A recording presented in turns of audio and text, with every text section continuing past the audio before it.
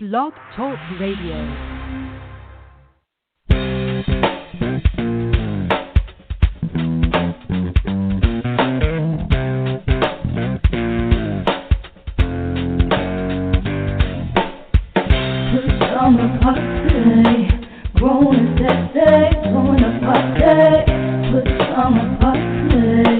Party crew, keep it real for you. No clothes allowed. This summer party, grown and sexy. Join the party, good summer party. Party crew, keep it real for you. No clothes allowed.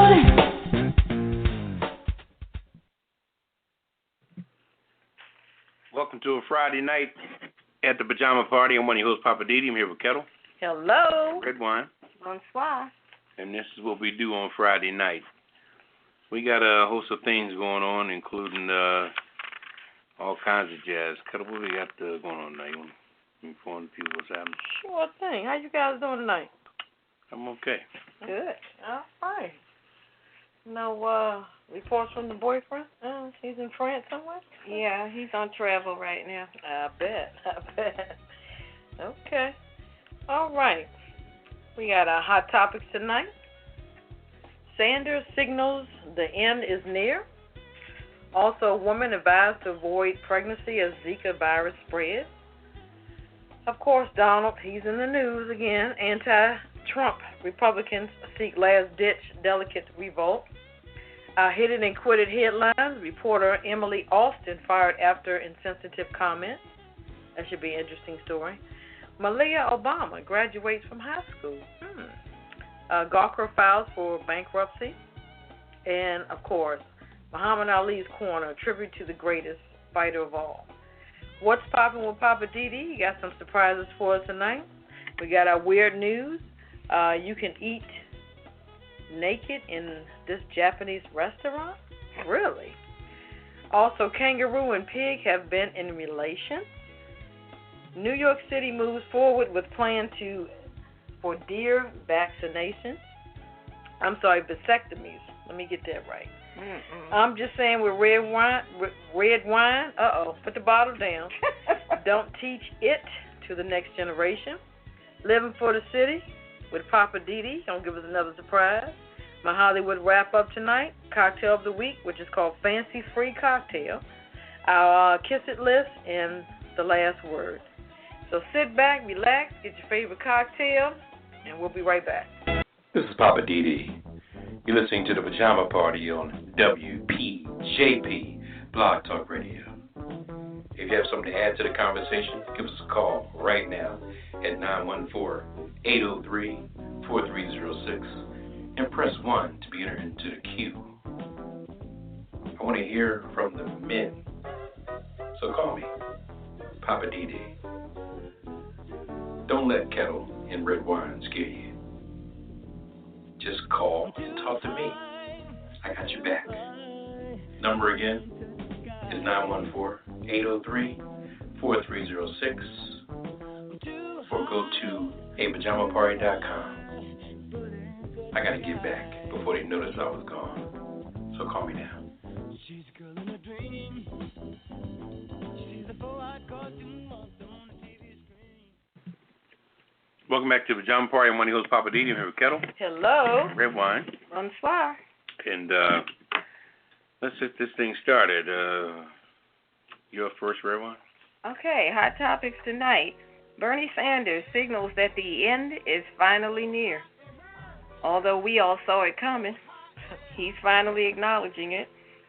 So the Democrats took giant steps toward party unity on yesterday as Bernie Sanders vowed to work together with Hillary Clinton to defeat Donald Trump in November, and President Barack Obama and Vice President Joe Biden formally endorsed Hillary Clinton for president. So Sanders' decision to continue his White House bid even after Clinton became the party's presumptive presidential nominee has had Democrats on high alert as they seek to quickly change gears and take on Donald Trump, the presumptive Republican presidential nominee. So Sanders' first explicit promise on Thursday was to join forces with Clinton to take on the Republicans and help push back the the Republicans and make the Democrats strong enough, beat down the division in the party, etc.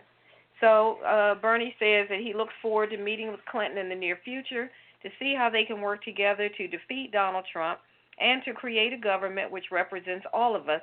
And, as you know, he always says not just the 1%. So President Obama gave a really nice endorsement for Hillary. And one of Bernie's people that works, I guess, like in recruiting or something along that line, Hillary just hired that person. Really? Yeah, one of the people that was working for Bernie. So there's a lot of changes going on in that camp. And I guess they'll eventually get to the point where Bernie's camp starts shutting it down. So looks like the beginning of the end for the Sanders camp.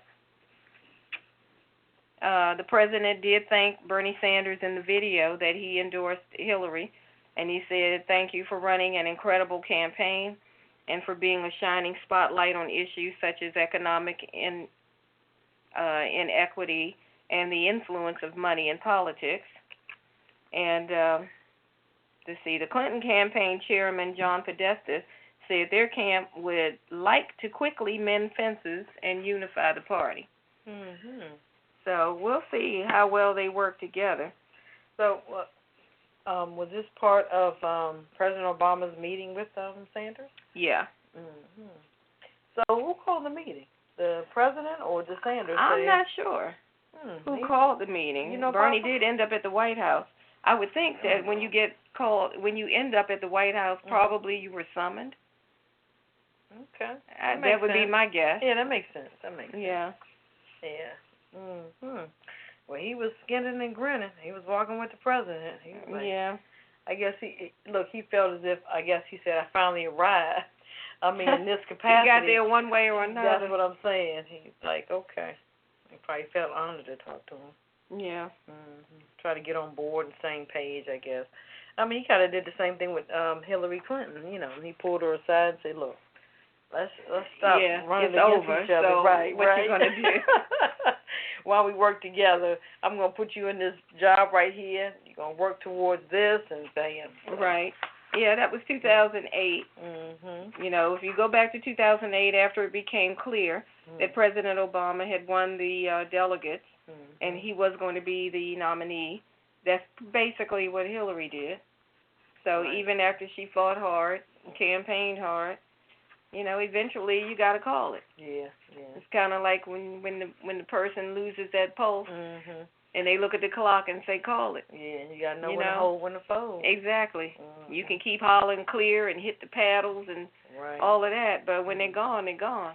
Right. But do you think that he's going to go over to Hillary's camp? I mean, you think that's maybe what President Obama kind of advised him to do? Yeah, but, these people are privileged, so they're not going, their ego is not going to let them do stuff so easy. You see, he's acting just like Hillary acted 8 years ago. So she's got the nerve to tell him to cool out when who was cooling her out? Her balloon was filled with helium just like his was 8 years ago exactly. History just repeats itself. She was acting the same way. She was acting even worse. She was a mess because a black man beat her, so she was completely pissed off. So now he's in the same situation. They think that since people voted for them that they got rights to these people. I got rights.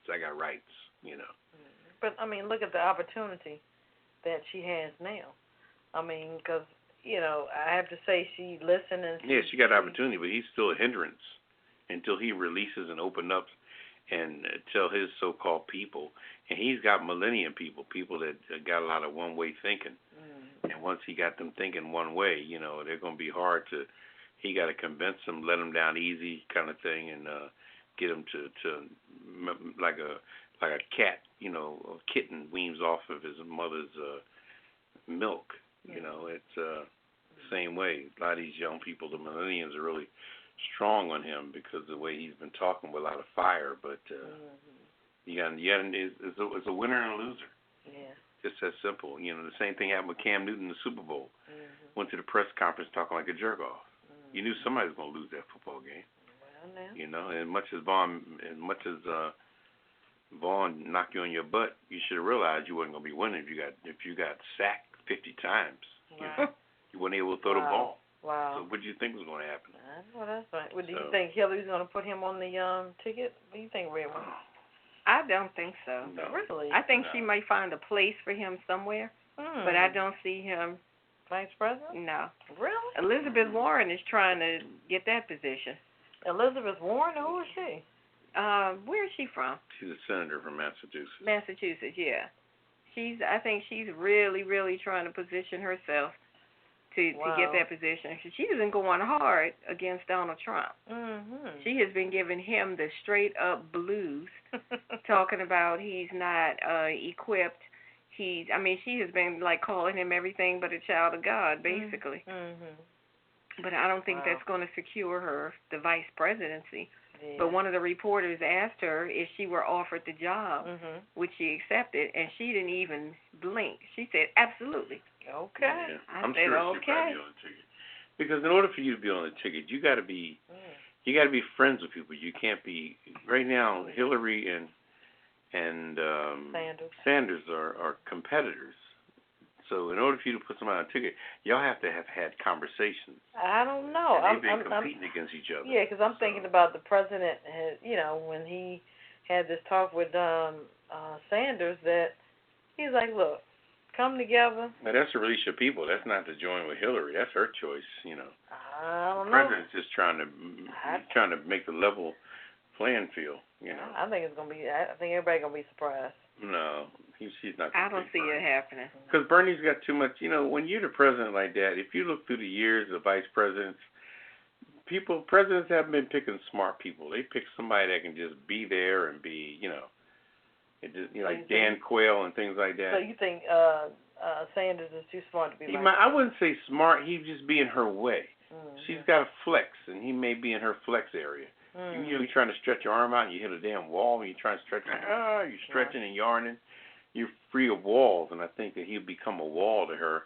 Plus, he's fired up right now. She need to put him in a corner and cool his ass out. When you're the president, this is my party. Put the water. Well, you definitely need somebody who's on the same page with you. Yeah, and they haven't been talking. They've been competing. And that's willing to co-sign everything you say and do for the most part. Oh, like Christie? Well, there you go. That's a butt boy right there. He is the poster boy of butt boy co-signing. Yes, he is. Butt boy 101. Yeah, because I think whatever Trump says, no matter how outlandish it is, Christie would be up there saying, well, see, what he meant was. What had happened was. Yeah. What he intended to say was. Wow. Sad. Yeah. All right, in other news, unfortunately, this Zika virus is really spreading. It says women are advised to avoid pregnancy as Zika virus spreads. Zika, which is a mosquito-borne virus linked to birth defects, is expected to spread to the U.S. and most of the Americas. The World Health Organization was talking about on Monday. The virus has already traveled to 21 countries. Wow. And territories since May 2015. It's been going on since then. But check this out. The virus has affected as many as 1.3 million in Brazil. So where the Olympics venue is in Rio de Janeiro, we'll undergo daily inspections to prevent the virus from spreading at this summer's game. If it's spread that much already, why would you have it? How are they going to prevent it? I don't understand. I guess, look, when you walk through the Olympic gates or whatever, they might be spraying you. Who the heck knows? With what? Off? God, you know what? Is that going to really help? I don't know. Okay, the article goes on to say South American governments, including Brazil and Colombia, are asking also women to avoid pregnancy. In El Salvador, authorities have asked women to not get pregnant until 2018. Really? Really? Come on. They do understand that sometimes these things happen unplanned. They happen.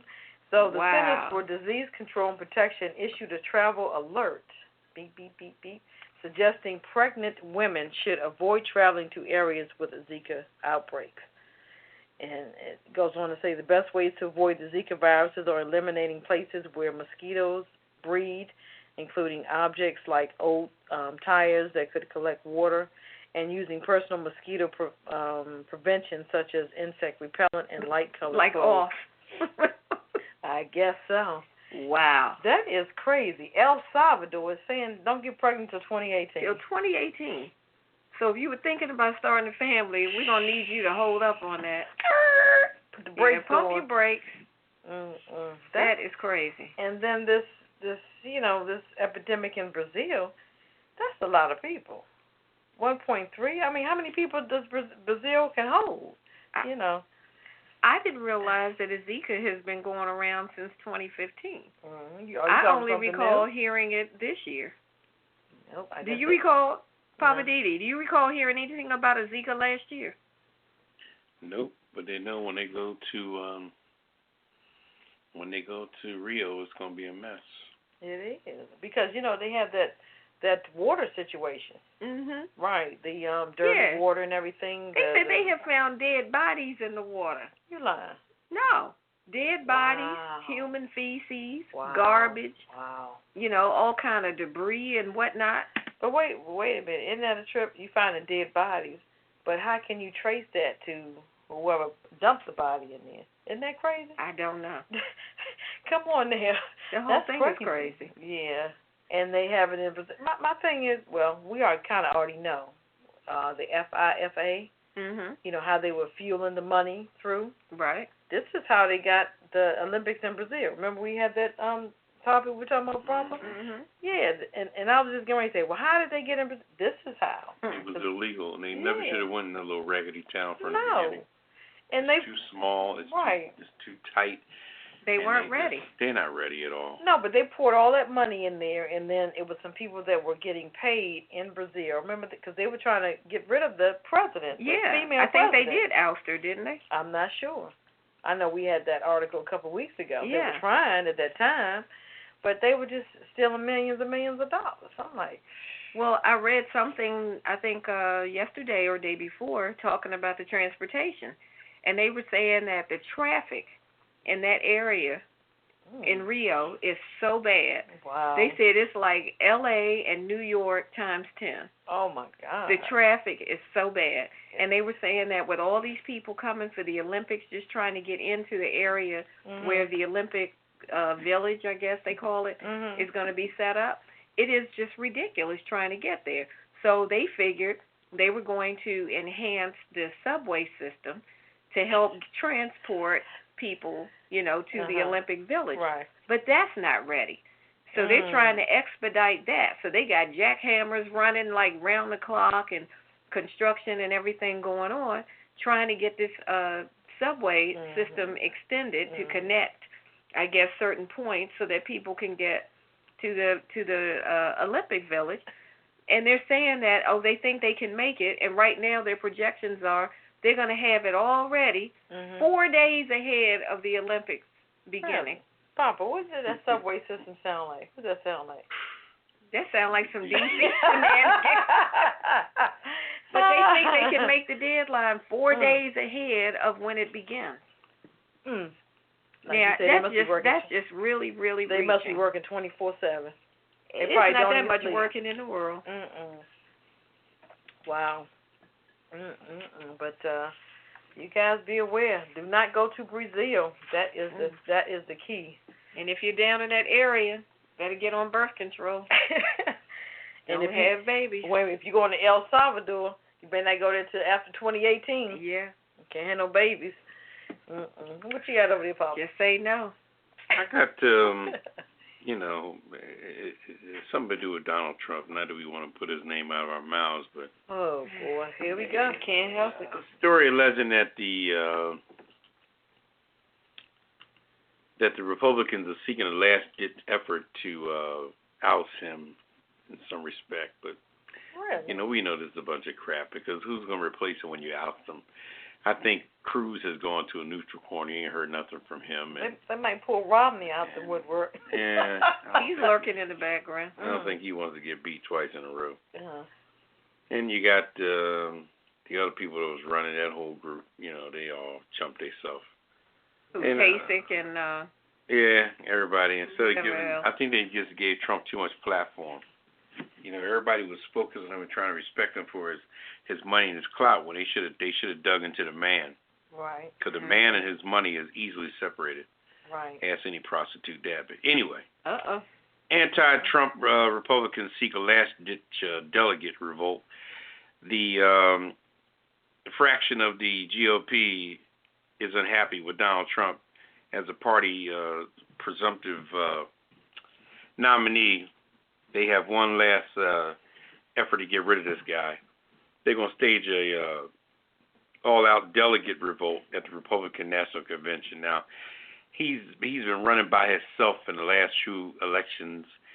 He's won over 1 million votes in California and everywhere else. So how's a few delegates going to really make a difference when this man it was running alone when you still have still 4 states left to go?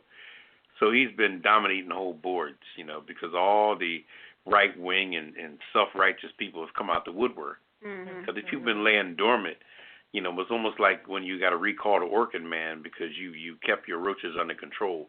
But after a while, that little smelly stuff wears off. So now the Orchid Man got to come back and do his business again. So while Trump was in office for 8 years, a lot of people went to their neutral corner. But now they see an opportunity to get back out there because, you know, being the president, that's a big job. And it's a job to other jobs. So, but the main Republicans claim it's not going to work because everything is already set in stone.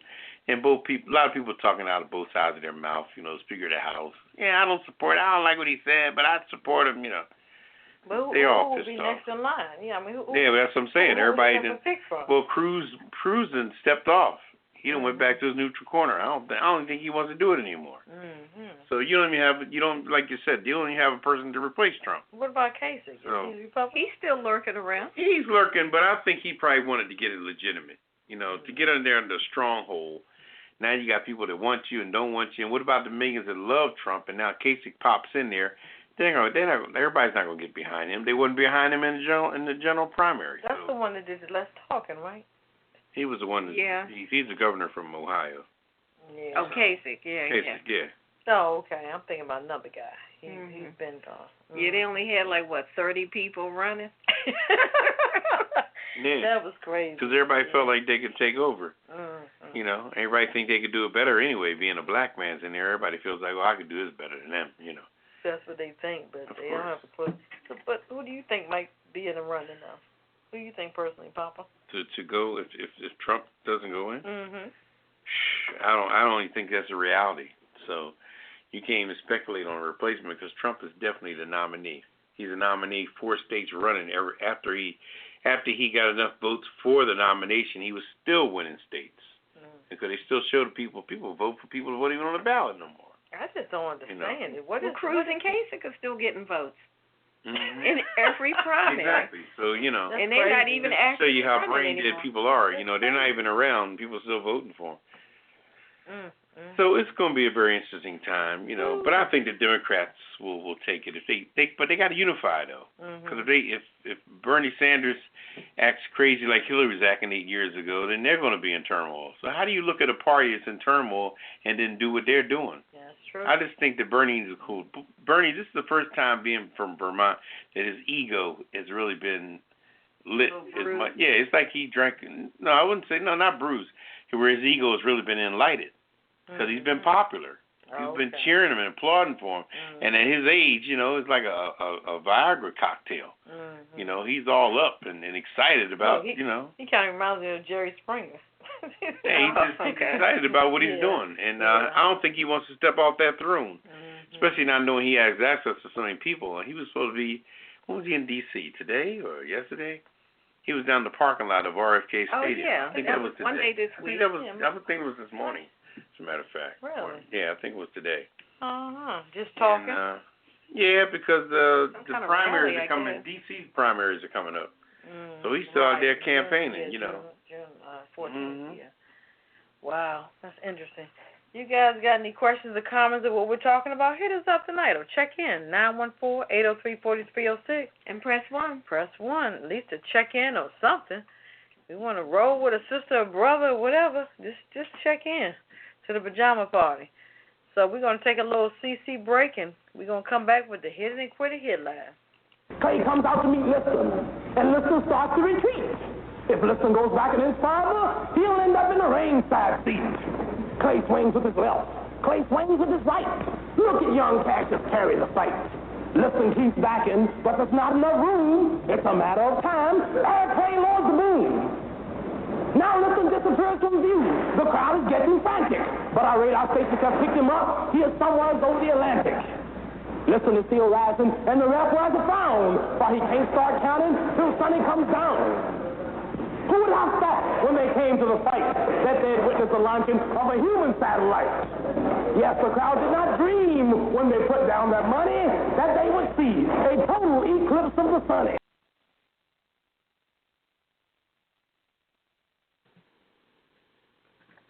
Welcome back to the Pajama Show. I'm Poppa DD here with Ketel. Hello. And Redwine. Bonsoir. All right. So. That was a little segment from Muhammad Ali and Sonny Liston. Yeah, he was. He's talking about what he was going to do to Sonny Liston. Sonny Liston didn't want to deal with that young boy. He said this guy's on fire. He took a fall. Wow. They call that the fight that the knockout nobody even seen. Wow. Sonny Liston said nope. Oh, no, he ain't whooping my ass up in there. Oh, no. He said, no, thank you. I don't want any of that. Well, we're going to get more into that on the Muhammad Ali corner shortly. That'll be our last Hit It and Quit It. But what you got over there, Papa, right now? I got reporter Emily Eisen fired after intense comments about race. Really? Another one? Fox Sports. They cut ties with Tampa Bay Rays and Orlando Magic sideline reporter Emily Aston after she made intense comments on Facebook live stream with Barstool Sports. Per Tom Jones of the Tampa Bay Times, Austin called Cleveland Cavaliers forward Kevin Love a little bitch. Oh, wow. Several times. What? Several times? Are you serious? Oh, really? She was feeling good. She might have had a few cocktails. So they gave noted she, quote, didn't even know Mexicans were that smart. What? The Chinese guy is always the smartest guy in math class. No, she did not. not. So she doubled down and then tripled down. She was just putting it out there. I guess she felt like she was on, people got to realize that if you're not on Blog Talk or Sirius XM, you really got to watch your mouth. She thought she was Donald Trump. That's what happened. Is she of the Caucasian persuasion? Yes, she is. Assuming. Yes, she is. I saw the video. Then let's see what's going to happen with her. She's a cute little she's blonde gone. lady. She's gone. Really? They gave her the boot. What? She's not free.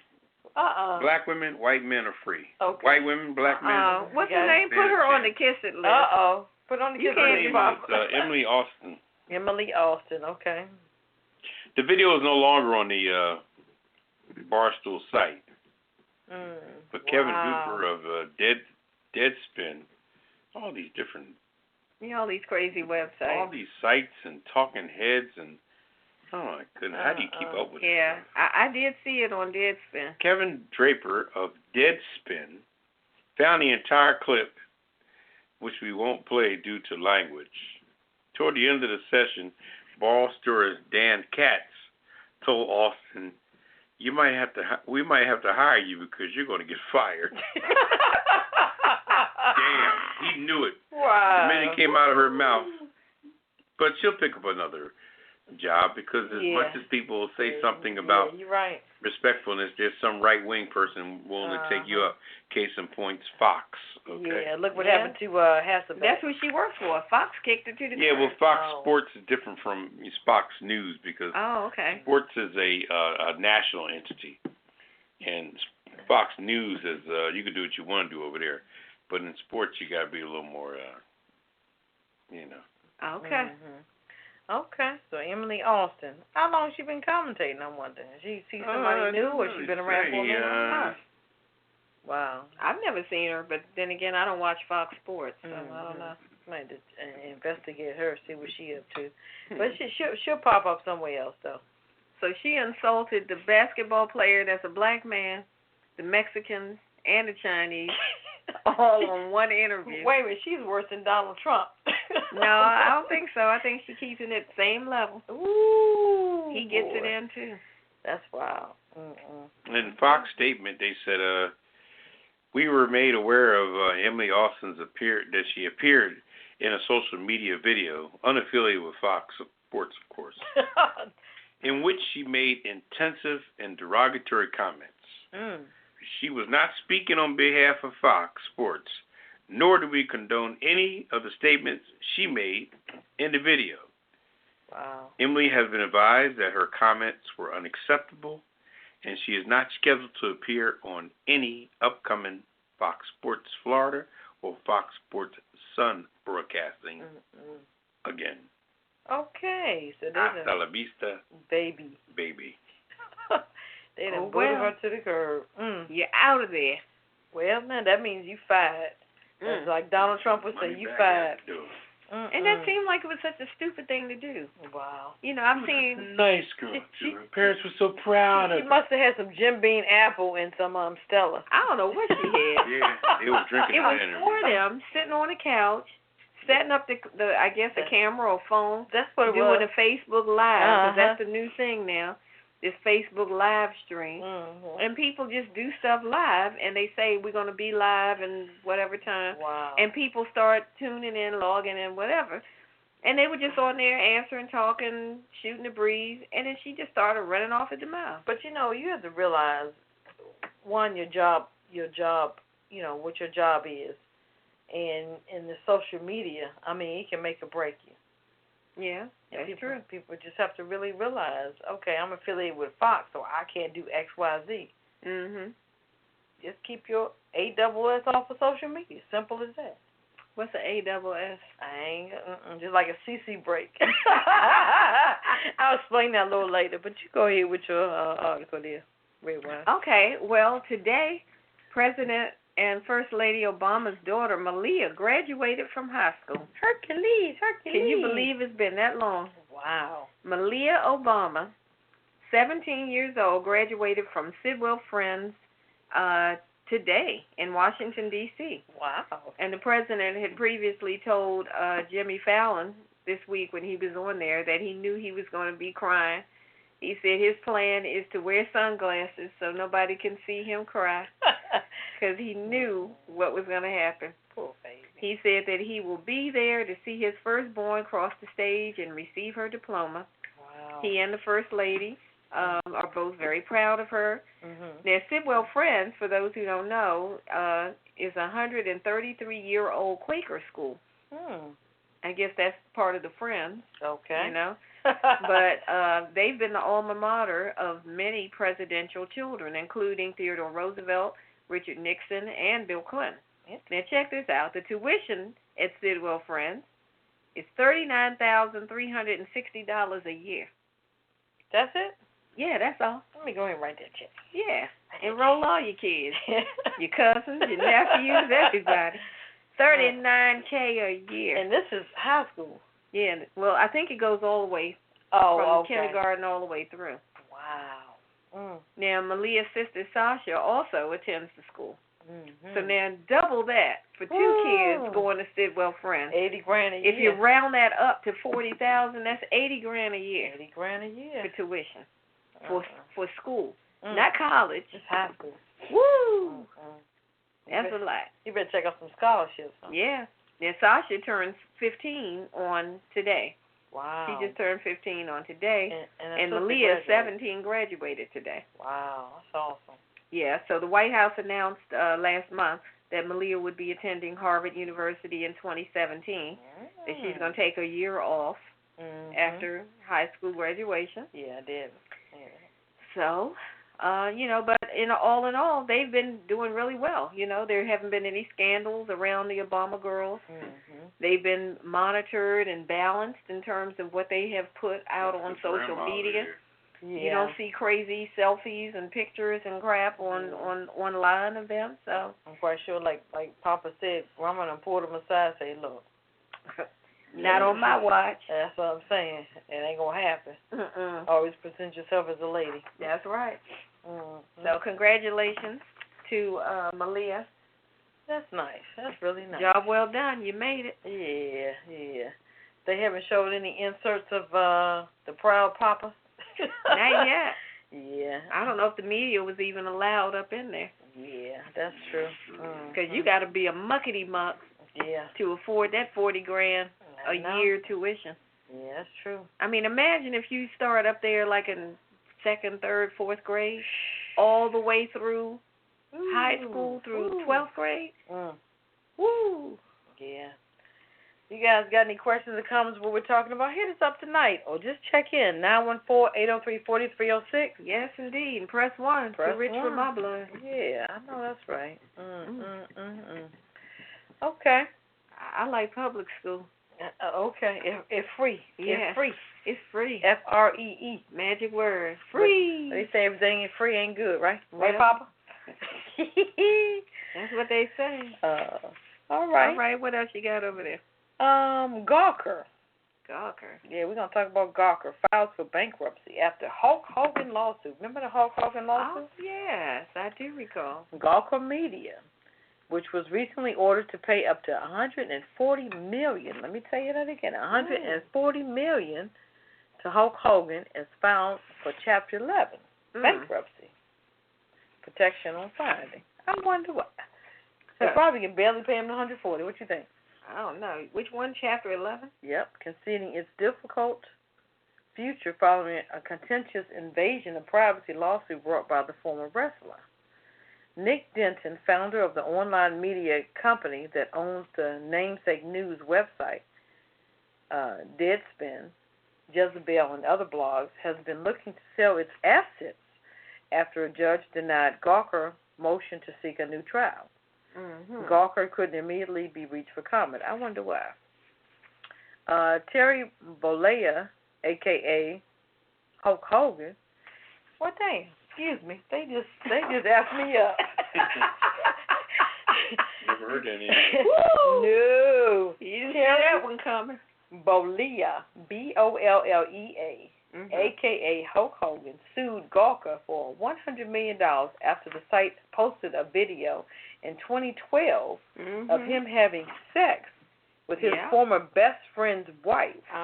Let me say that again. His former best friend's wife.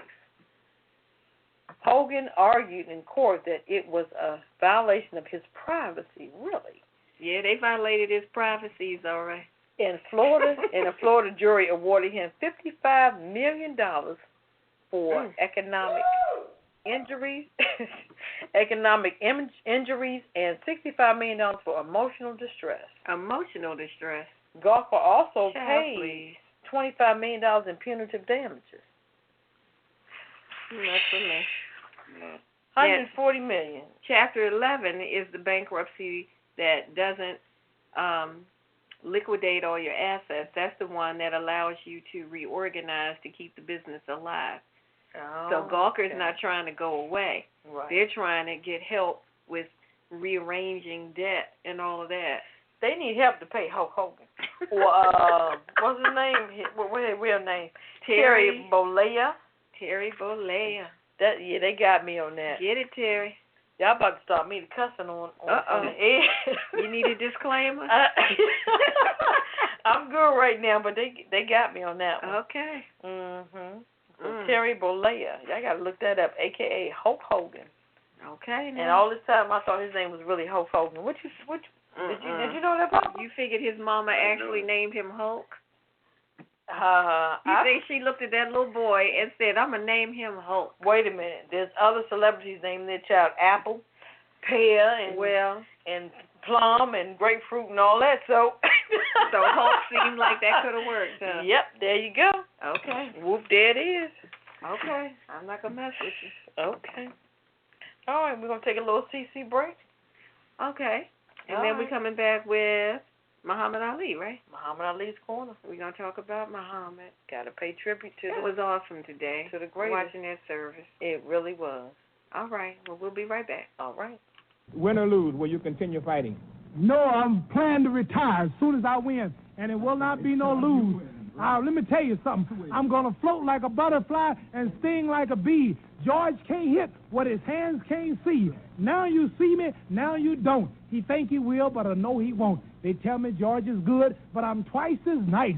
And I'm going to stick to his butt like white on rice. That's right. That's the greatest of all time. Of all time. And they all going to bow. Haven't you was born to do? Are they all going to bow? All of them go bow. Are we the greatest? Greatest ever did. Are we going to get it? The bee going to be floating. It's the stage. It's singing all the time.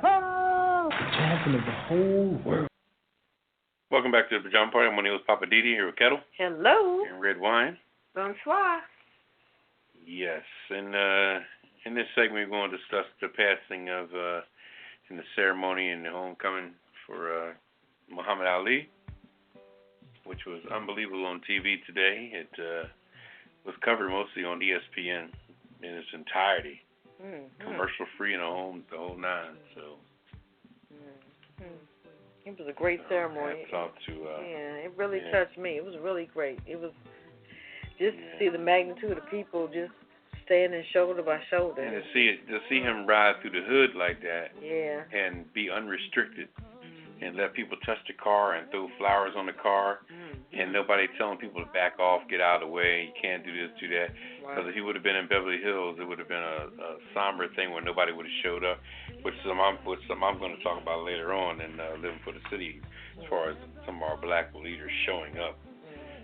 So people we haven't heard from, but I don't want to piss anybody off, but I got to definitely put some people on blast on that.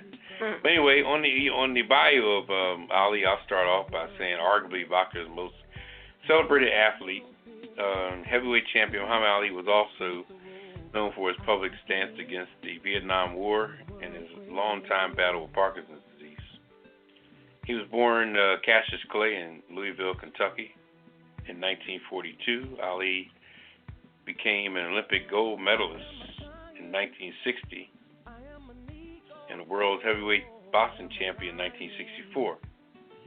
Found a suspension for refusing to military service, Ali reclaimed heavyweight title 2 more times during the 70s, winning famed bouts against Joe Frazier and George Foreman along the way. Diagnosed with Parkinson's disease in 1984, Ali devoted most of his time to different earnings of celebrating things, going around, making different appearances and things like that. He earned the Presidential Medal of Freedom in 2005, and after all was said and done, he died on June 3rd, 2016 in Phoenix, Arizona. His early years, the boxer was a social activist. Muhammad Ali was born Cassius Marcus Clay Jr. on January 17, 1942, Louisville, Kentucky. Ali showed at an early age that he wasn't afraid of anybody or about anything, inside or outside the ring. Growing up in the segregated South, he experienced racism, prejudice, and discriminatory firsthand. At the age of 12, Ali discovered his talents for boxing through an odd twist of fate. His bike was stolen, and Ali told a police officer, Joe Martin, that he wanted to beat up a thief. And then Joe Martin said, well, you better learn how to fight before you start challenging people. So Martin reportedly told him at the time. In addition, the police officer took him to the local gym where he was affiliated with and taught Muhammad Ali a lot of things that he knew. Ali started working with Martin to learn how to spar and soon began his boxing career. In his first amateur bout in 1954, he won the fight by split decision. Ali went on to win the 1956 Golden Globe tournament and in the light heavyweight class division. 3 years later, he won the National Golden Glove Tournament of Champions, as well as the Amateur Athletic Union national title for the lightweight heavyweight division. His Olympic days included 1960. Ali won a spot on the U.S. Olympic boxing team, and traveled to Rome, Italy for the Summer Olympics in 1960. He was 6'3". Ali was an imposing figure in the ring, but he also became known for his lightness, speed, and fancy footwork. After winning his first 3 bouts, Ali defeated Zbigniew Pilowski from Poland to win the light heavyweight gold medal. After his Olympic victory, Ali was heralded as America's hero. He soon turned professional with the backing of Louisiana sponsoring groups and continued overwhelming all opponents in the ring. Ali took out British heavyweight champion Henry Cooper in 1963 and then knocked out Sonny Liston in 1964 to become the heavyweight champion of the world. Often referred to himself as the greatest, Ali was not afraid to sing his own praises. He was known for boasting about his skills before a fight and for his colorful description of praises. In one of his more famous quotes description, Ali told reporters that he could float like a butterfly and sting like a bee. Your hands can't hit, but your eyes can't see. All right now. Yeah, that was one of his famous quotes, yeah. Wow. And moving on to the conversion to Islam and suspension. This bold public persona belied what was happening in Ali's personal life. However, he was doing some spiritual searching and decided to join the black Muslim group, the Nation of Islam, in '64. Wow. At first, he called himself Cassius X before settling for the name Muhammad Ali. Ali later started a different kind of fight with his outspoken views against the veteran Vietnam War. Drafted into the military in '67 of April, he refused to serve on the grounds that he was practicing Muslim ministry with religious beliefs that prevented him from fighting. He was arrested for committing a felony and almost immediately stripped of his world title and boxing license. Check this out. The U.S. Department of Justice pursued a legal case against Ali, denying him claim for consciousness objector status. Interesting. Don't know what it is. Oh, because he objected to the draft, I guess? I guess so. Okay. Yep. And he was found guilty of violating selective service laws and sentenced to 5 years in prison in June '67, but remained free while appealing his conviction. Unable to compete professionally, Ali missed more than 3 prime years of his athletic career. The U.S. Supreme Court eventually overturned the conviction in June of '71. Prior to the Supreme Court's decision, Ali returned to the ring in '70 with a win over Jerry Quarry. The following year, Ali took on Joe Frazier. Everybody knows that famous fight. Right. In what has been called the fight of the century. Ali recovered quickly, but the judges awarded the decision to Frazier, handing Ali his first professional loss after 31 wins. Ali soon suffered a second loss to Ken Norton, but he beat Frazier in '74 rematch.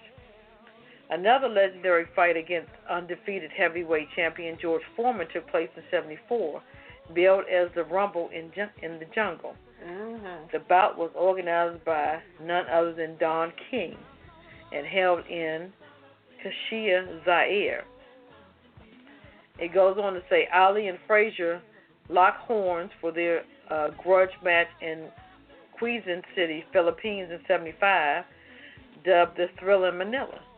The bout nearly went the distance, with both men delivering and absorbing tremendous punishment. However, Frazier trainer threw in the towel after the 14th round, giving the hard-fought victory to Ali. So after his loss to Leon Spinks in '78, Ali defeated him in the September rematch, becoming the first boxer to win the heavyweight championship 3 times. Following a brief retirement, he returned to the ring to face Larry Holmes in '80, but was overmatched against a younger champion, following one final loss in '81 to Trevor Bearpick. The boxing great retired from the spot. Okay. So in his retirement, Ali devoted much of his time to philanthropy.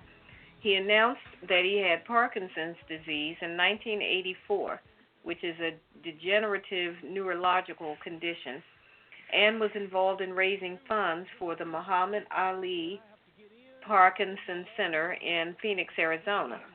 Over the years, he had also supported the Special Olympics and the Make-A-Wish Foundation. I didn't even know about that. I didn't either. Yeah, amongst other organizations around 1996. He lit the Olympic Cauldron, which everybody remembers that, at the Summer Olympics in Atlanta, and that was an emotional moment in sports history. Yeah, that was really awesome. Ali traveled to numerous countries, including Mexico and Morocco, to help out those in need.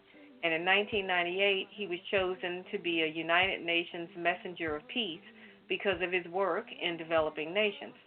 In 2005, Ali received the Presidential Medal of Freedom from President George W. Bush.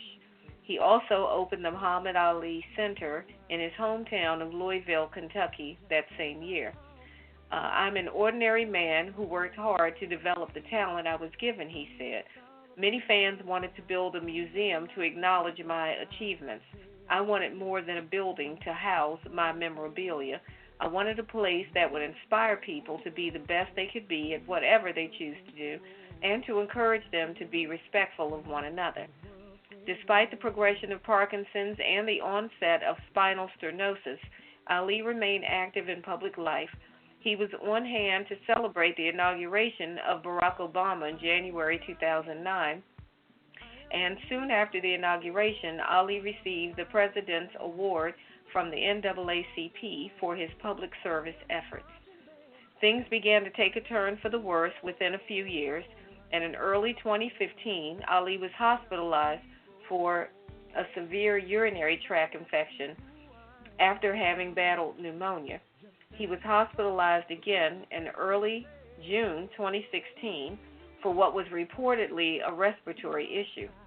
The Reverend athlete passed away on the evening of June 3, 2016, at a Phoenix, Arizona facility. Ali was survived by his fourth wife, Yolanda, whom he had been married to since 1986. The couple had one son, Assad, and Ali had several children from previous relationships, including his daughter, Layla Ali, who followed his footsteps by becoming a champion boxer. Universally regarded as one of the greatest boxers in history, Ali's stature as a legend continued to grow even as his physical state diminished. He continues to be celebrated not only for his remarkable athletic skills, but for his willingness to speak his mind and his courage to challenge the status quo. Right. So Muhammad Ali will be missed. Yes, he will. He will truly rest in peace. He's in peace now. Yeah, but he will never be forgotten. I know that's right. And I'm grateful that there's so much video that captured all of the things that he said and a lot of the things that he did, so that for people who were too young to experience it when it happened, they will be able to see the greatness that was Muhammad Ali. I know that's right. Oh, that was an accidental rhyme. Oh. You had to get that one in, huh? Yeah, I had to get that in for the champ. Yeah, the champ is here. Yeah. You guys want to take a little CC break, and we're going to come back and talk a little more about Muhammad Ali? We have some more? Yeah. Okay. We want to reminisce a little bit, because he was the greatest. Look, yeah. If he was sitting here right now, he'd tell you, I'm the greatest. Yeah. And I'm pretty. We'll be right back. All right.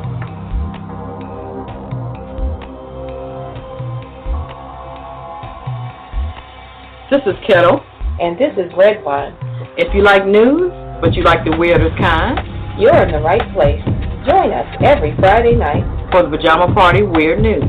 We find stories each week about some of the strangest and oddest news stories around. If there's ghost driving, stupid criminals getting caught, or just bizarre medical stories, we report it right here on the Pajama Party Weird News. It's funny and informative, and we look forward to it every week. And you will too. If you like weird news like we do, join us every Friday night on the Pajama Party Show. It's a weird world out there, and we'll tell you all about it. Right here on the Weird News, where we celebrate the weirdness.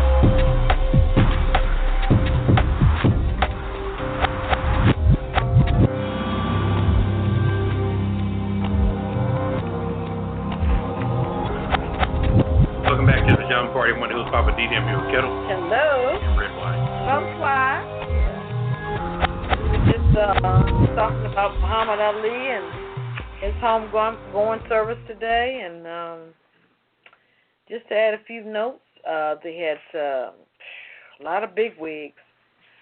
Actor, former Governor Arnold Schwarzenegger, rapper, actor Common, and former NFL Baltimore Ravens linebacker Ray Lewis. They pulled up to the VIP entrance and went on in. Also, Mike Tyson and Lennox Lewis, Will Smith, they served as pallbearers. They had President Bill Clinton, actor Billy Crystal. I didn't even realize they had that rapport. Mm-hmm. Billy Crystal. And also TV journalist Brian Gumbel, he was there also. I didn't see what he talked about, but I guess he was very instrumental in his life also. Yeah, I heard what he said. Yeah, it was very moving. They also said spectators stepped into the street to touch the flower-strewn hearse as it entered the cemetery, because they went to the cemetery first, and then the procession, and then they, the family and everything went to the KFC Center. Also, they mentioned a gentleman by the name of Gerald Wayne Jacobs. He wept openly as the motorcade went by. He cried, "The champ is gone, the champ is gone." Also, another spectator, Kevin York, also held back his tears as the hearse drove by over a bed of rose petals. Mm-hmm. York held an Ali poster that the champ signed in the early 90s when York spotted him walking along on downtown Louisville Street. So it was just a lot of ordinary people that were out there, but just talking and telling their stories and everything. And, yeah, it was really good. Yeah. It was nice to see so many people. I mean, people were lining the streets of the entire route. Yes. They showed what the route was going to be going all through Louisville, mm-hmm. and there were people all through the entire route. Right. Yeah. They also said that cemetery was closed to the public for the day. Oh, okay. And they said spectators sat in lawn chairs lining the street in front of Cave Hill. Some people sprinkled rose petals in front of the cemetery entrance. And they mentioned a little girl, she was 2 years old, Lena Worthington, was wearing big purple boxing gloves. I mean, that's the cutest thing. Okay. They said he chose the cemetery, which is on the National Register of Historic Places, as his final resting place a decade ago. It's 130,000 graves represented a who's who of Kentucky, including Kentucky Fried Chicken founder Colonel Sanders. Really? Yeah. So that's interesting. But they did say that this he planned this 10 years ago. Mm-hmm. So, and that was awesome. I mean, wow. Just a lot of people out. But they did say the processional did start like a little late, but who cares? Everybody was just hanging outside and enjoying what was going on and paying respects to the greatest, Muhammad Ali. Yeah. Yeah. So it was what it was. Mm-hmm. All right. It was good. Yeah. Mm-hmm. We're gonna keep it moving. The thing I liked about it most is that he went back to his neighborhood, and the neighborhood was still a neighborhood. Right. And it didn't involve police officers backing people off. People was running up to the hearse and throwing flowers all over it and touching it and things like that. And everybody was being themselves. And he rode through the people, which was his style anyway.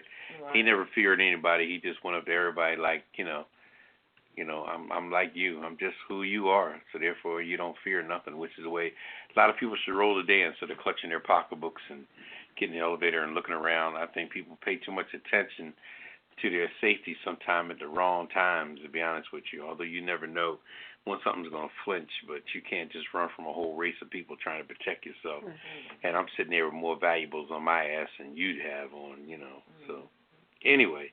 But the crowd was shouting, Ali, Ali. The crowd screamed. People jumped and waved. Down below, the windows of the limousine rolled down and the arms were stretched out and waved back. The windows on the limousines weren't tinted, so people were able to see who was inside. Edward Fletcher, he swear he saw Will Smith wave at him. He might have. The pedestrian passed on the interstate for 1 minute in the shadows of the museum that stand as a long-lasting tribute to Ali's lip legacy. My heart is racing, said Mona Fletcher, Edward's wife. I feel like I should cry. There will be tears of joy. What an honor. What a blessing. I was able to witness a great moment. Wow. Like I said, that limousine and hearse and his body went right through the black community. Slow. People were touching it and everything, which was just beautiful to show he went out just like he lived, you know. I'm glad they decided to do the processional through his old neighborhood. And he planned this whole thing. I mean, to plan your own funeral, it's probably the best funeral you can have. Wow. Plan your own funeral. But they did mention about his childhood home. It was up for auction or up for sale, and I can't remember. It was a guy. I forgot where he was from, New York or something. He, invested the money into restoring his original home where he was. It was a pink home, but I saw the people out in front of his childhood home. Yeah, and they put a marker out there flowers and all kind of stuff out there. And once something gets a marker, that means it's there to stay. Right. So the Fletchers brought their 11-year-old granddaughter and other family members along. Edwards was a 62-year-old retired firefighter. Said he admired Ali since he was a young boy. Ali taught him to be strong and to have convictions, to believe in your own greatness, and to rely on God. Wow. Alan Hensley from Indiana was standing against the rail when he saw Ayana behind him struggle to see. That was his daughter. He offered her spot on her shoulders. Anyway, Mona Fletcher remarked that it was a symbol of what Ali stood for. Grace of kindness, even at the cost of him. It was the best view. Wow. Hundreds lined the streets of busy Louisiana roads as the hearse carried the casket of Muhammad Ali, left the funeral home for a mile-long procession around the city. And it just went on and on. Everybody just drove around and just they went to every key spot down where he lived at, everywhere. It was just until they went into the cemetery and laid him to rest. So it was beautiful. Yeah, it was. I watched it all day. It was beautiful. It was like almost 3 or 4 hours, maybe. Yeah, it was nice on like since around 10, I think. They started broadcasting stuff around 10 o'clock. But the actual funeral was like 3 hours, though, I think. I don't know. I'm sorry. I just know it was going all day. The way they were throwing roses up on the windshield was just unbelievable. Yeah. That was a classic shot. Yeah, and everybody just wanted to touch it, just to. Yeah, and it wasn't violent. It wasn't crazy.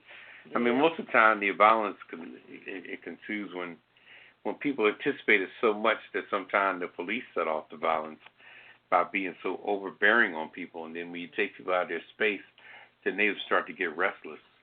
Right. And most things, I remember years ago in Virginia, where as soon as we would congregate on the beach, as soon as nightfall come, the cops are coming to chase you away, and you just out there chilling. But then you go to another beach where there's another persuasion, and nobody's bothering them. They're laying out there all night long. So there's a congregation of people of color. They always break it up thinking that something's going to happen. But what happened is that police pulled up and bust my groove. But see, what I respected and I liked was people were praying and they were shoulder to shoulder. You had people from Islamic, black, white.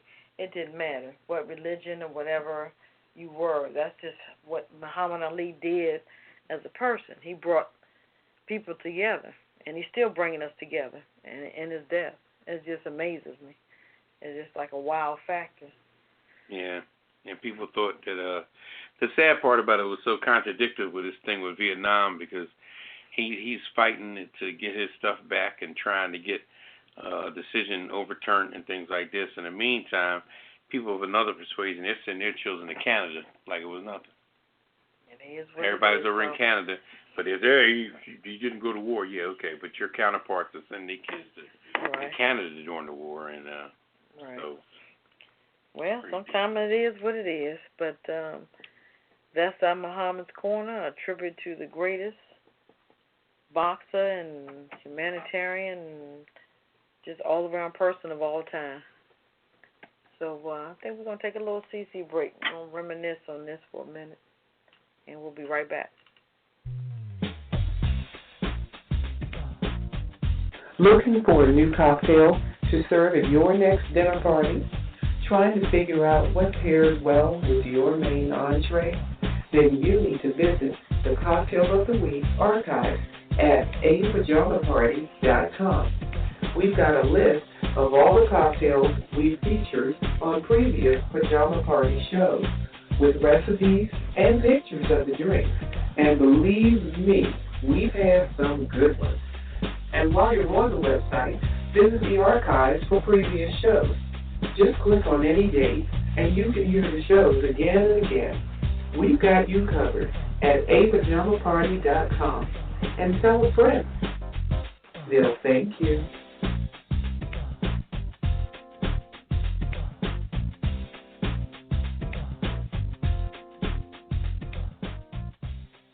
Welcome back to the Pajama Party. I'm one of those Poppa DD here with Ketel. Hello. And Redwine. Bonsoir. And in other news. What's poppin' tonight, Papa? Tonight in What's Poppin', I like to talk about Washington, D.C. Easy now. Easy. Ain't no easy. Washington, D.C. Once known as Chocolate City, I don't recognize it anymore. It's becoming vanilla chocolate with almonds or something like that. Anyway, I was going down I Street. I was going from 2nd to maybe 7th or 8th to make a left on 8th and I and take it over to K and get up out of the area. As I was going down I Street between 2nd and 7th or 8th, I noticed a building on the next street, which is 8th Street. 8th Street is a building. The 8th Street is a street that they're trying to revitalize with millions of dollars, trying to put it in perspective. And to me, it's nothing but a squeeze play because I don't know how successful 8th Street's going to be because you're trying to integrate another persuasion, and on the other end of the street around Benning Road, you got another persuasion. So it's like a squeeze. It's going to be a squeeze play, okay? Because it's never going to filter out to what they want it to be because 8th Street is too divided with too many different demographics, and it's just it's a mess. But anyway, getting back to what I was saying, around 6th and I, there's a big old building going up on 8th Street, but the construction goes through the back of that building on I Street. And every time I go down I Street around, I guess early morning, whatever time I go through there, when the people first come to work, it's all Hispanics. And I'm not saying that to beat up on Hispanic, but there are no black folks at all working on this building. And when I say Hispanics, I mean in droves. They're getting out of the cars and out of the trucks 6, 7 deep with the hard hat and the lunch pail, and they even got their wives and girlfriends working on the site. So which goes to show there's probably no union involved because I don't see no steel-toe shoes or consistent hard hats or anything like that. They're working on these buildings like they're working on your house, putting a roofing on your house or something. So they're very relaxed dressed, and they're dominating the construction area. And this is major construction going on. So where we have other places where you got to bring a union and all this other stuff connected with this and that, D.C. is doing a lot of undercover stuff. And they're all doing under the nose of, what's her name, Mayor Bowser? Mayor Bowser doesn't realize what her black city is becoming. It's changing in front of her eyes, but it's changing to something that's not a persuasion of her. So therefore, when it comes time for re-election, they're gonna get rid of her. We don't need you no more because we just need Mayor Bowser to line up the dump trucks and line up the cranes and line up the caterpillars and hire the cranes and hire the things that's gonna tear out the streets and all that jazz. But once the place gets pretty and beautified and all the condos are up and all the new buildings are up, and 8th Street is booming with new lights and new gravel and new tar on the ground and the little red trolleys are rolling. Mayor Bowser is going to be outside there so fast her head is going to spin. Because now the construction is done, sister. We don't need you no more. We're done. We're pretty. And the suburbanites is all up in it. So we need a suburbanite that's going to oversee the suburbanites. So, unless your boy gets back in, Mr. Goodhair, who's the guy that used to be the mayor? Light bright, damn near white. What's his name? Huh? No, not Fenty. Oh, not the other Fenty. one. No. Fenty's doing fine. The one that was in trouble, then they accused him of something, and they said he was not guilty. Fenty's laying up with, who was he laying up with? Vincent Gray. Yeah, Vincent Gray. But the other mayor, the brother Fenty's, he's hanging out with that woman. Who's that woman? Yeah, what's his name's ex-wife? Oh gosh, who is it? I can't think of his wife's ex-wife's name. Yeah, any Jobs, Steve Jobs. Yeah. Steve Jobs' wife is ex-wife. Ex-wife. Well, not ex-wife. He passed away, so I guess. Oh well, widow. Last report, it was a while ago, is that he was hanging out with Steve Jobs. This is the ex-black mayor. What's his name? Fenty's. Anyway. Fenty. Anyway, I didn't mean to go to drama corner on that. But anyway, getting back to that, the other gentleman's name is Gray, right? Mm-hmm. Gray used to be the mayor, and he got rid of him for, and he may get back in because he's about to take over that seat from that district. Yeah, he's running for some office. He's running for district, and that woman, she's scared to death. Council office. Yeah, she's scared to death. But anyway, get back to what I was saying. I don't want to get off the beaten path. D.C. is not what it used to be. It's not chocolate. Don't look for Chocolate City no more unless you're going to go out to Southeast or on the back roads of Anacostia somewhere. Other than that, please. D.C. is, I can't even speak on it. It's a mess. But anyway, Mayor Bowser, I hope you're paying attention and to your city, because don't let these jokers fix you up too pretty, because if they fix you too pretty, they don't need you no more. But that's what's popping with me tonight. D.C. Washington, D.C. It ain't chocolate no more. You agree with that? Yeah. That's not good. I would say it's kind of mocha. Chocolate is over in Maryland, Prince George County. That's where the chocolate people are. I think it's mocha. Yeah, mocha. Okay. We're gonna keep it rolling. We're gonna lighten it up a little bit. Keep it rolling. Yeah, lighten it up and keep it rolling with some weird news. Come on, Redwine, what you got? Yeah, well, this will lighten it up for you. This is real light. So now you can eat naked in a Japanese restaurant. Really? Unless you're over 60 or overweight. Then they don't want you up in there. Oh, that's discrimination. Oh, yeah. Wait a minute, I'm 60 and overweight. No, you can't come in there and eat naked then. Get ready to get naked in Japan. An interesting new restaurant is coming to Tokyo, and like its counterparts in London and Australia, it's encouraging diners to strip down for dinner. The restaurant called the Amrita, which takes its name from the Sanskrit word for immortality, is slated to open in Tokyo on July 29th. It'll offer patrons a chance to enjoy an organic menu in the nude, except for some hygienic paper underwear. So at least they're not going to let you sit your naked butt on the seat. I knew that was the case. They're going to give you some paper underwear. Well, stick some toilet paper up your butt. Oh, well, that's not going to help too much. They're going to give you some paper underwear. And the restaurant's opening party will feature an Adam and Eve-style banquet starring men with the world's most beautiful bodies as the waiters. And for entertainment, the restaurant will offer a men's show dance performance starring male models, undoubtedly giving Magic Mike a run for its money. However, to enjoy the restaurant and all its worldly delights, patrons must meet certain standards. Not only do diners have to be able to prove that they are within the 18 to 60-year-old age bracket, but they must have no tattoos. They must lock their cameras and mobile phones at the box at the table, and they must promise not to cause a nuisance to other patrons by trying to talk to the other naked diners. But there's more. Really? Then They ask anybody that's more than 33 pounds above the average weight for your height to refrain from making a reservation because that's the rules for the restaurant. And if the staff doesn't believe that you make the limit, they will whip out a scale and weigh you before you can come in and have dinner. And since the restaurant requires advance payment, and they're not the only ones doing that advance payment thing now, if you're overweight, not only will you be humiliated, but you don't get your money back. Shut up. And the tickets range anywhere for U.S. currency from $112 to $563. So rejection can hurt you in more ways than one. Wow. So if you're too heavy and too old, you don't even want to mess with them. That's crazy. And that's where? That's in Tokyo. They're opening next month. But they said that they're following what's going on already in London. And what's the other one, Australia?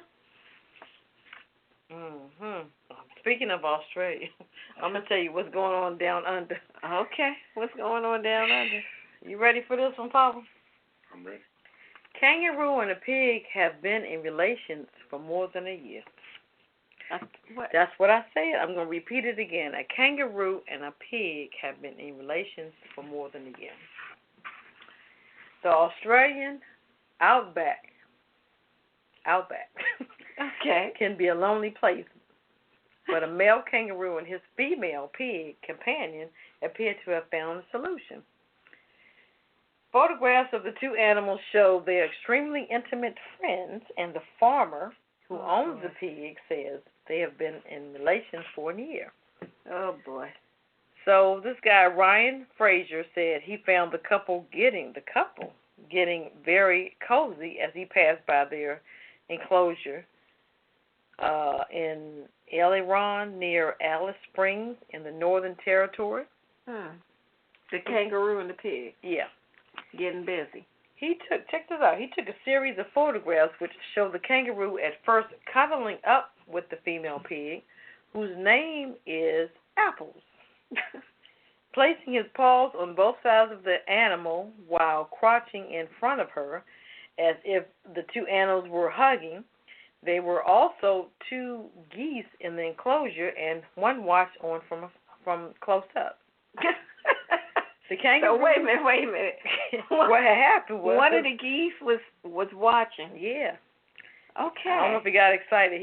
They don't go into that, but the kangaroo was ripped, a bit aggressive, huffing a bit, but the pig stayed with him, nuzzling under his arm, and the kangaroo was hugging the pig for a while. Mr. Fraser said he and his colleagues were bewildered by the affection the animals had for another as they nuzzled a few minutes. The pig was totally nonchalant about the whole thing and not concerned at all. So wait a minute, this kangaroo is getting some from the pig. Let me finish. And these the story. people are watching it. Okay. Even the geese. So when the kangaroo finished, the pig tried to jump on the back of the kangaroo for a bit, maybe to reciprocate. That's when we decided we had enough. The entire affair lasted for about 5 or 10 minutes. But check this out. In closing, local man and the pig's owner, Greg Dick, anyway, that's his name, his real name now. His name is Greg Dick. Greg Dick said he had tried to break up the couple previously but failed, and they had been in relations for more than a year. So I guess the kangaroo wasn't having it. He said, "You're not taking my woman." But wait a minute, he tried to take the pig away the other day, and the kangaroo almost tore the fence down. He said they're in love. Oh my God! Okay, enough is kangaroo enough. and a pig. I've heard it all. Wait a minute, Papa. They do say opposites do attract. Yeah. But well, now you can't get much more opposite than that. Okay, what you got over okay, the this is what them jokers need. What you were talking about. Ooh. New York City moves forward with plans for deer vasectomies. Oh my! Really? They gonna fix it? It says too many deer to kill in upstate New York. Well, not so much upstate, but Staten Island area, borderlining on areas of Queens and things like that. Too many deer. New York is moving toward more efforts to control the overpopulation of deers on Staten Island by, instead of killing them, just go ahead on and clip that little main They're going to fix purple vein next to their scrotum sac, stopping them from reproducing. That's messed up. I don't know who came up with this idea. This is weird news, right? Yeah. The Staten Island Advance reports comptroller, damn, it's all the way into the comptroller corporate office, Scott Stinger, is allowing the city to fast-track the contract processing fees for $2 million study to how they're going to insert this operation to get these deers insected. That's sad. Really? I mean, That's really messed up. $2 million now, okay? To study it. They got bridges falling apart, and they can't even support the city as far as inner city youth programs and things like that. But they got $2 million to spend to do the research on the inside of a deer scrotum sac. That's money well spent, though, you think? No, that sounds like some wasted dollars. The State Department of Environmental Conservatism must also approve the plan. The department also said that the fertility control program has gotten completely out of control. Really? Deers are reproducing at least 25 to 30 deer a day. Wow. 25 or 30 a day. They doing some serious humping. What they doing? They humping more than the kangaroo and the pig. Well, now, they just in love. They used to do it every now and again. Woo! They say the reason why they do this because deer has been harming property. Their thick tone bone skin has caused traffic accidents and destroyed cars, vehicles, even trains. Wow. Good gracious. Okay. Serious. Yeah, deer's a pretty healthy animal. If a deer hits your ass while he's running and hits you, wow, that thing, they got nerve to get that expression to a bull, how a bull moves, but I'll tell you. That is crazy. Wow. Just something. That was some serious weird news. If you guys got any questions or comments we were talking about, hit us up tonight. 914-803-4306. And press 1. Press 1. Get in the queue. We're going to keep it rolling with Redwine. Come on, Redwine. What you got? I'm just saying. Okay, so I found something this week that, of course, these things always disturb me. This article about Rosa Parks Elementary School in Berkeley, California, where these little kids have begun using the same rhetoric spewed by Donald Trump against each other. They've been overheard on the playground taunting each other with all kind of racist remarks and stuff that they learned from listening to Donald Trump. And that's really sad. Now, these children, of course, are little sponges, and they soak up everything that, you hear, that they hear, that you teach them, right? So it's important to give them the right thing. Unfortunately, some children are picking up the wrong things, and people like Donald Trump are giving them this kind of information, and they're using it against each other. But, the kids, I give them a pass because they're kids. But the adults that do it, y'all are dead wrong. I'm just saying. So, Berkeley is a melting pot for all kind of different cultures, right? And naturally, the schools reflect that too. So, on the playground, excuse me, on the playground, some of the white kids are taunting and teasing some of the Latino kids. And it's really messed up. Oh, thank you. Anyway, what we're going to do, we're going to give Redwine No, these things upset me so much I get choked up. Okay. She's sipping some nice, cool... When I was saying some of the white kids are teasing the Latino kids, and they're telling them things like, you're going to be deported, you were born in a Taco Bell. And this elementary school? Yeah. So when did these kids pick up so much privilege at such an early age? They're hearing it from Trump and people like him. So being they have matching skin color, they feel like they're on Trump's, they can speak on his behalf. Yeah, like they're on his list. Based on their color of skin, I take it. Mm-hmm. So they don't really have a lot to go on. No. Okay. So, one North Carolina teacher reported that she had to have some of her Latinos, well, not she didn't do it, but some of the Latino kids have been carrying around their birth certificates. And switchblades. And their birth certificates and social security cards. What? Because of their fear of being deported. Oh, come on. Now, these are elementary school age kids, because these other white kids, or non-kids of color, which is basically white kids, are teasing them and saying this stuff to them so much that now it's in their head. I think that the mother should take back the birth certificate, Social Security card, and give them a switchblade. Yeah. Well, one of the teachers said that she has this one student that asks her every day, "Is the wall here yet?" because these kids keep telling them that President Trump, they call him President Trump, is going to build a wall and make you go on the other side. Where's these kids' daddies? I don't know. But, you know, this is the kind of stuff. There's a missing link of discipline or some type of overseeing. Something's missing here. What's missing is these kids having somebody tell them that this stuff is not right. Yeah, but there's some leadership that's missing to tell the kids to not care about that. Just go get your education and come home and eat your vittles. Well, it's also happening with the older kids. Well, you can understand older kids. Their influences are, Right, but I'm saying it starts with the younger ones in the elementary school. But then there was another article about some high school kids. It was a soccer game between two high schools in Wisconsin in April. The game turned ugly when some of the girls started yelling, "Donald Trump built that wall," at players of color that were on the field.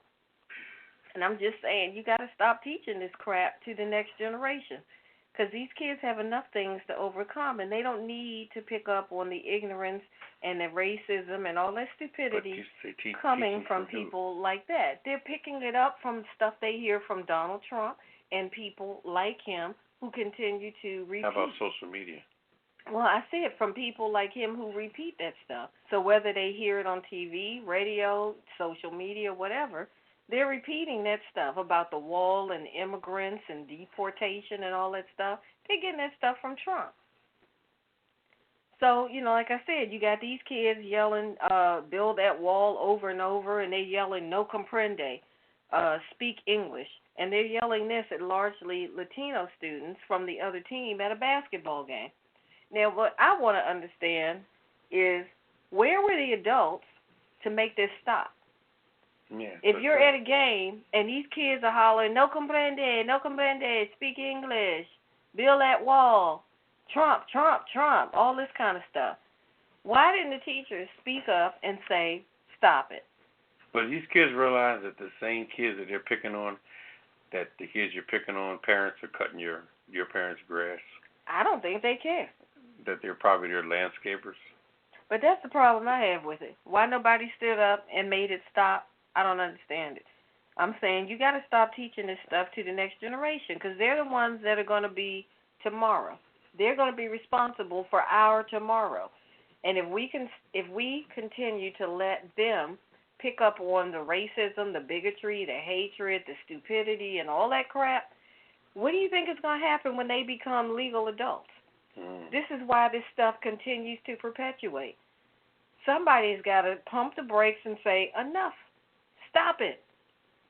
That little brown child is no different than that little white child, and that white child is no different than the red child or the yellow child. You're all children. You're all here for the same purpose. None of you are any better than anybody else. So I'm just saying, get over yourself. Stop teaching this hatred to the next generation. And when you see this kind of stuff going on as adults, you need to stand up and say something. That's all I'm saying. I mean, when you have little elementary school age kids telling another child, yeah, you were born in Taco Bell because you're Latino, that's not right. They need to stop.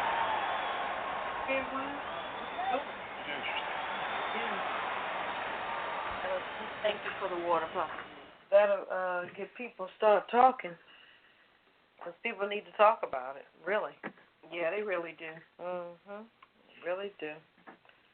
All right, we're going to keep rolling? Let's keep rolling. I was looking at the Muhammad Ali memorial service today, and at the little commentary table, there was some real icons sitting there. You had Kareem Abdul-Jabbar, Jim Brown, Dr. J. Wow. There's a couple other people there. But anyway, Jim Brown made a statement about some of these football, baseball, basketball players making big money and not making no contribution to society. Talking about how many people in Chicago was killed and nobody stepping up their game. You know, and it's so interesting that they're so right with that, because you don't really see or hear from anybody. I think the one person, I hate to put the brother on blast, but I just think I don't see him anymore doing anything, and that's LL Cool J. No disrespect to him. If you're a fan of his, so be it. But I think that the brother, when it comes to just hosting the Grammys, that's about, in his show, what's that show he does? CSI or CSI LA. Other than that, you know, he's licking his lips indoors and staying undercover with anything, not staying up for anything. I mean, here's a brother used to be, when he first started rapping, he was such a civil rights person, because, see, it's almost just like the situation that happened between Kelly Ripa and Strahan. How corporate took him up on the 6th floor and said, look, we're going to put you on a bunch of shows on ABC. We're going to pay you $20 million, but don't tell Kelly. We'll tell Kelly. We'll tell Kelly. Don't tell Kelly. We'll tell Kelly. Because they wanted to pull him away, which is called divide and conquer. So they divided that situation, broke up a show, and now Kelly's sitting back wondering what she's going to do. They even said that her whole demeanor has changed around that whole set, where she's like watching everybody like a hawk anymore. She don't trust nobody. You know, she shuts the door in her dressing room and everything. She used to be real open. It's funny how when things happen, you can get into your shell, because as soon as people screw you over. But anyway, getting back, what I'm saying here is the fact that LL Cool J, you know, he's from Queens originally, and he was a real activist at one time. And people nowadays are kind of like just a lot of these stars. When you click on your computer every day and you open up your Swiss bank account and you're looking at $25-30 million, what are you going to do? You know, what are you going to do with all that money? You know, what are you going to do to make a difference? You can take $4 million off that $25 million, and that $4 million will come back in interest in 6 months. So, you know, what are you going to do? You got to do something. You know, you can't just be a superstar and not make a difference with anything, especially in light of Muhammad Ali and things like that, and different people of this nature has been doing stuff. You know, life goes, when you're busy in life, you know, it seems to have a better meaning. And some of these people are just doing nothing, you know.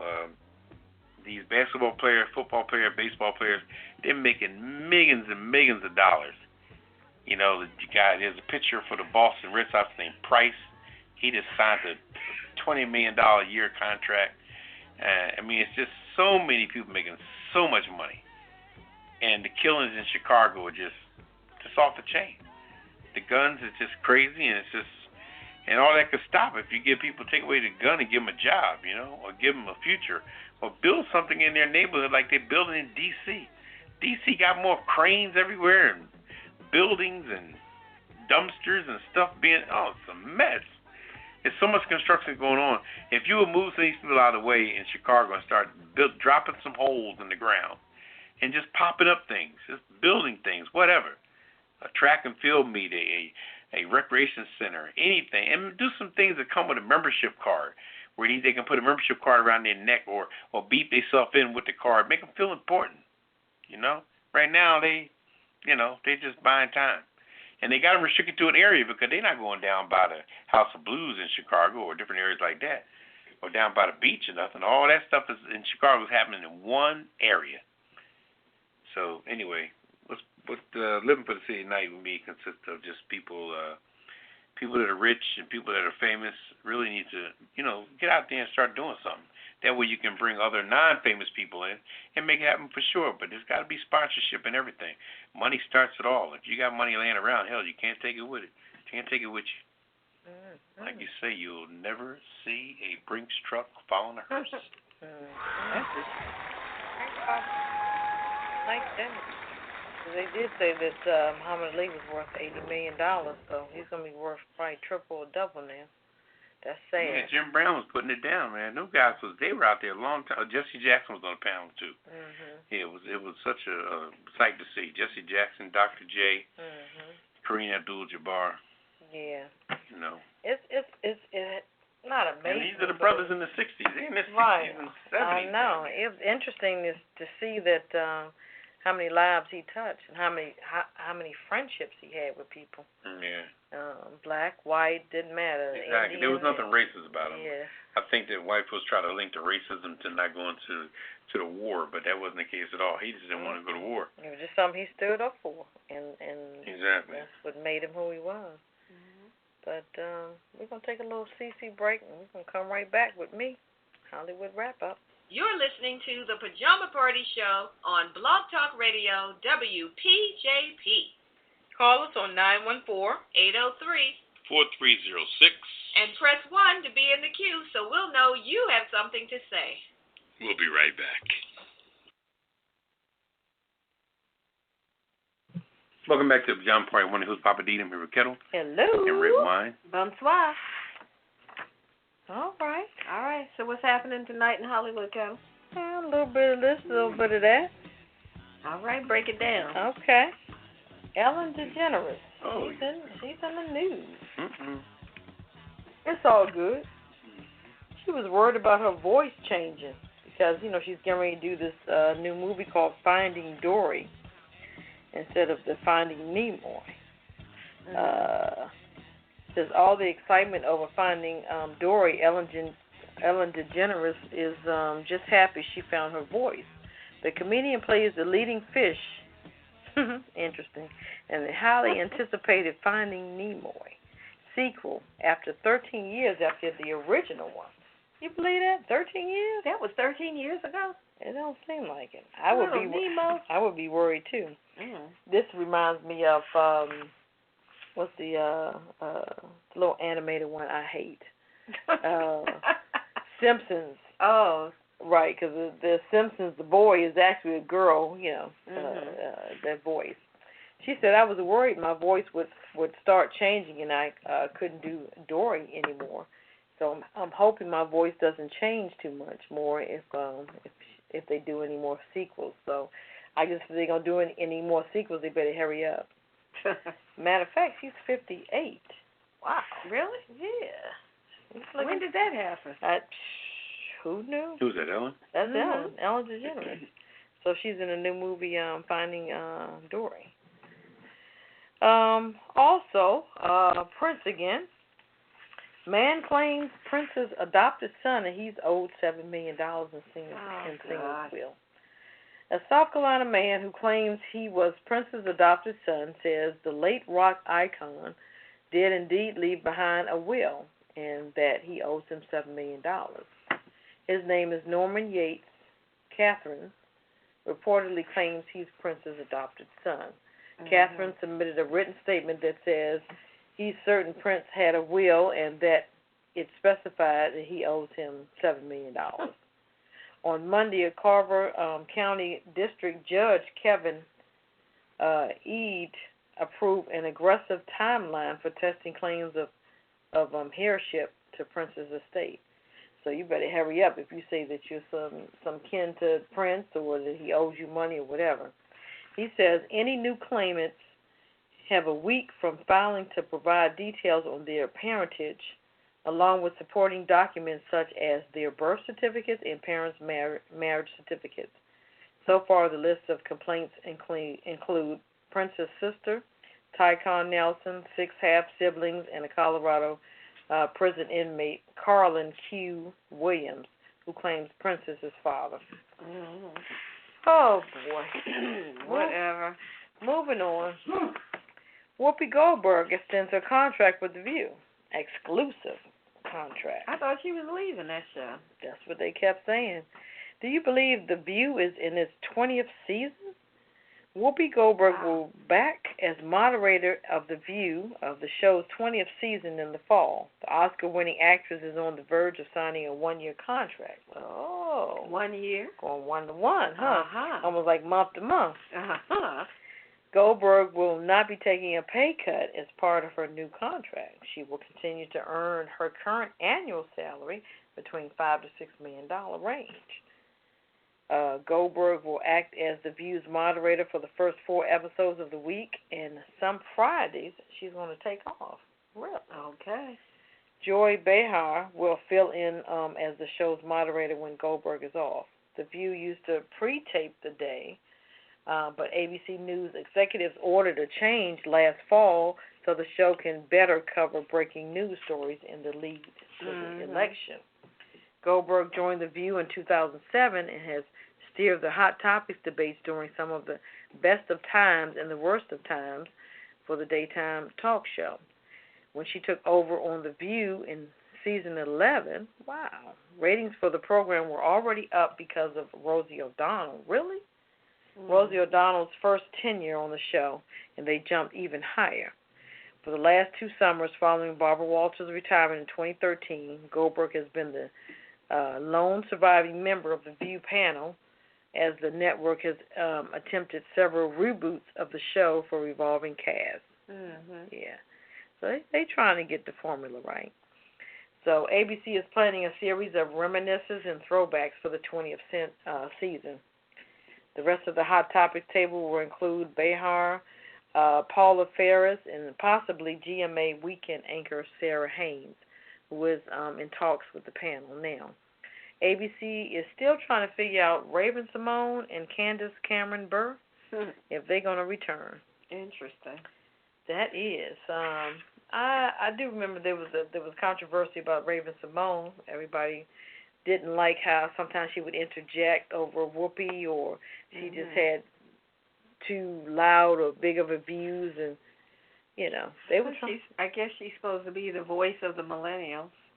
I guess, because they were talking about ousting her out at one time, but I think that just boosted up ratings to me. It is what it is. Very true. Very true. So Hollywood wrap up. Okay, well, we might as well kick it on to the cocktail of the week. Okay. It's called. I'm getting a little thirsty. Yeah, it's called the Fancy Free. Okay, break it down. All right, now we're gonna get into the brown stuff tonight. 2 ounces of bourbon of your liking. Bourbon? Yes, bourbon. Oh. Wait a minute, you did say this was a brown drink. It is a brown drink, fancy free. Okay. 2 ounces of bourbon of your liking. 1.5 ounces, a half an ounce of maraschino liqueur, such as the Rock Stove. 2 dashes of orange bitters. 1 dash of Angostura bitters, and garnish with a large orange twist. Oh. So we place a large ice cube, round ball. Oh, the big round ball. I guess so. Okay. Place a large round ball ice cube in an old-fashioned glass. Add bourbon, maraschino liqueur, orange bitters, and Angostura, and stir until chilled, about 15 seconds. Shake it, shake it. Garnish with orange twist and serve. And what's this called again? The Fancy Free. I bet it is. You know it's going to be on the website. I like that one. We got to check that out. Is that what they gave us tonight? Yeah, the Fancy and I didn't Free. even know that's what it was. Yeah. Okay. You about to be passed out, right? Oh, no, I'm good. I'm good. That was nice. Yeah, okay. Okay, Fancy Free. So that'll be on the website at least by tomorrow. It sure will. Get those interns to do some work. All right now. Okay. Papa, what is the kissing list? Come on. You love to break it down. Break it down for the Kissing list. That's a list compiled by us that we have rights to. That people, family, friends, celebrities, what have you, that showed their butt, did something crazy, and just acted a fool within the recent time, whether it been last week, this week, or today, or yesterday, or what have you. You know, we put that list together and we gave them a theme song that goes along with their actions. So, first and foremost on the list is Senator David Perdue from Georgia, for telling a group called Faith and Freedom to pray that Obama's days are few. Really? Like the Palm 1098. That yeah, Palm that dude goes was on to say. Yeah, Psalms. Talking about the Psalms in the Bible. It comes on to say is, let your wife be a widow. Let your children be fatherless beggars. Yeah, that psalm is rough. That's one of those psalms that had to do with talking about your enemies. And it was saying all these things, let this happen and that happen, and you be desolate and all of this, and your crops die, and all kind of negative stuff. Well, you know, sometimes. And he was saying, yeah, we need to pray this against President Obama. And I'm like, really? Well, President Obama also made a statement today saying he's like 200-something days in counting from Hawaii. Yeah. They have a house in Hawaii. They have a house in Chicago. They're probably already unpacked from the White House. Going in there now is just a formality thing. I'm sure they've already unpacked. 8 years. But that was cruddy. That senator's on the kissing. Well, you know. Okay. And who else you got, Papa? We got Brock Turner for raping the unconscious woman by a dumpster. God, what a up at Stanford. What a Lord and well crap is he? Okay. And got 6-month sentence for that. His father, for referring to the rape that his son committed, he had 20 minutes of action. He shouldn't get so much time just for 20 minutes of action. And come to find out that the same judge went to the same school as the boy and was on the lacrosse team and all that jazz. So he's interconnected in his own way and probably knows the father well and all that jazz. Yeah, that's ugly. All right. And all the Muhammad Ali Memorial Service ticket scalpers who sold tickets that they got for free. But I guess it went to a good cause, as long as somebody that wanted to be in the stadium was in there. Because usually people that are destitute and hang around doing nothing are first in line because they probably was squatting at the place where the tickets was being given out. Would you give out something today? I'm going to get in line. Anyway, what else we got? All the people using olive oil spray sheen for cooking oil. Yeah, that's another crazy thing going on. And trying to act like they really knew. You know the oil sheen spray that says olive oil hair sheen spray in the green can? Apparently, some non-black people looked at the words olive oil on the can and were using that stuff for cooking. Okay, we won't be visiting them. I'm like, y'all are dense. You're on the kissing list. But it's in the hair product. Yeah. But they're putting it in their pantry and stuff and using it in the kitchen to cook with. Okay. Who else you got, Papa? And also Donald Trump for the usual, and for Leslie not paying vendors that he used for his hotel. There's a lot of talk about different people didn't get paid by Trump. Because after a while, Trump lost interest in his hotels. He had all this gaudy stuff. I remember the Taj Mahal had these big old yellow gold drapes. They had a pound of dust on top of them. I think I got a $49 room there one time, and the top of those drapes was so dirty in that Taj Mahal. It was crazy. And Emily Austin, she's the commentator that he got fired for making comments. Yep. Called the person little biatch.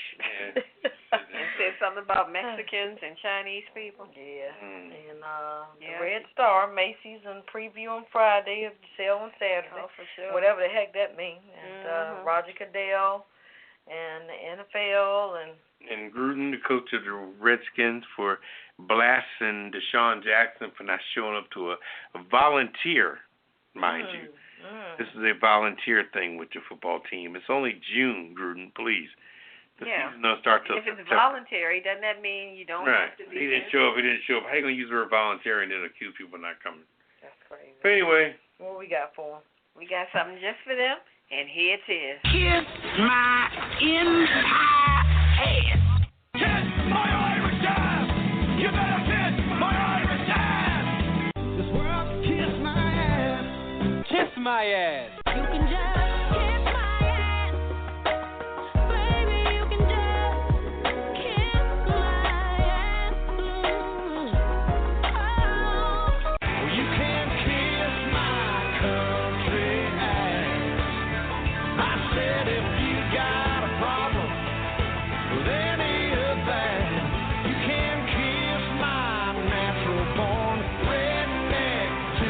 phone, ever-loving country.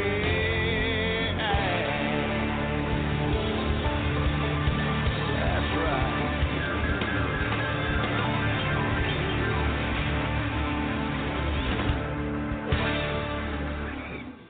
All right, welcome back to the Pajama Party. One of those Poppa DD. I'm here with Ketel. Hello. And Redwine. Bonsoir. And as we wrap up the Pajama Party for the night, we have about 7 minutes or so left. Yep.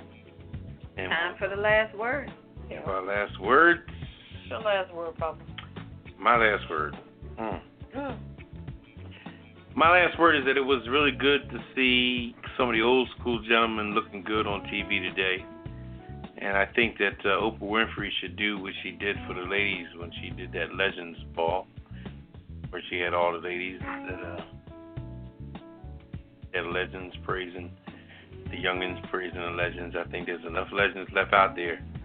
You know, Kareen and Jim Brown and Dr. J and Denzel Washington and Danny Glover. Honor out there for Oprah to do it for the guys. Like she did it for the ladies. Just give the women everything. It's just two species out there in the hemisphere. We need to honor both of them. And peace and love to everybody. And thanks for listening. Sure. My last word is I just want to say to Muhammad Ali, thanks for everything. We will never forget you. Rest in peace. Condolences and love we send out to the family and those that were closest to him.